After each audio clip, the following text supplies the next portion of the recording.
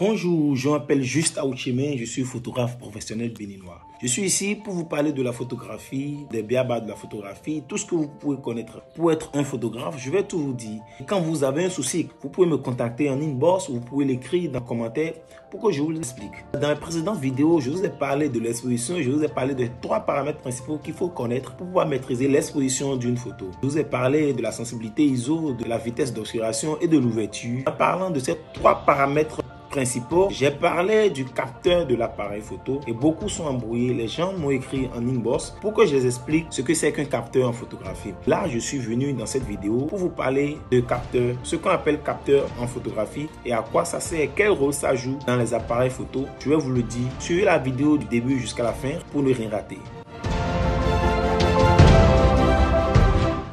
Un capteur en photographie est un composant électronique des appareils photo numériques qui capture la lumière pour créer une image. Il remplace le film photographique des anciens appareils photo argentiques. Le capteur est constitué de millions de pixels qui convertissent la lumière en signaux électriques. Ces signaux sont ensuite traités par l'appareil photo pour produire une image numérique. Il existe principalement 2 types de capteurs, le CMOS et le CCD. Le CMO qui signifie Complementary Metal Semiconductor et le CCD qui signifie Charge Coupled Device. Je ne suis pas un anglais, je ne comprends pas bien l'anglais. Prenez ça comme ça, ne me jetez pas la pierre, je ne suis pas un anglophone, je suis un béninois, je suis issu d'un pays francophone et je ne parle pas bien l'anglais, je me débrouille, voilà. Les capteurs CMOS sont les plus couramment utilisés aujourd'hui en raison de leur consommation d'énergie plus faible et de leur coût de production plus bas. La taille du capteur peut également varier, influençant la qualité de l'image et la profondeur de champ.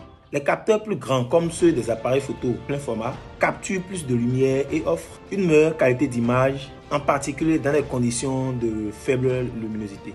Donc, en quelque sorte, le capteur remplace ce qu'on appelait les pellicules que les appareils photo argentiques utilisaient. Aujourd'hui, les appareils photo numériques qu'on utilise capturent les images sous forme de données numériques. Or, les appareils photo argentiques utilisent des films sensibles à la lumière qui doivent être développés chimiquement pour révéler les images. Avec les appareils photo numériques, immédiatement tu fais la photo, tu peux déjà voir à l'écran si ce que tu as fait est bien cadré, si ce que tu as fait est bien exposé, si tu as en fait l'image que tu veux en photo. Si ce n'est pas ça, tu peux reprendre la photo une fois pour avoir ce que tu veux. Or, avant, avec les appareils photo argentiques, c'est impossible. C'est tout ce que je peux dire à propos des capteurs en photographie. Si vous me suivez, veuillez liker la vidéo, partager la vidéo, veuillez dire en commentaire tout ce que vous voulez que je vous explique sur la photographie numérique. Veuillez vous abonner à mon compte. Dites-moi ce que vous voulez savoir sur la photographie numérique. Moi, c'est Juste Aouchime. Je suis un photographe professionnel béninois. Je vis à Cotonou. Je vis à Cotonou, mais je vis partout et nulle part.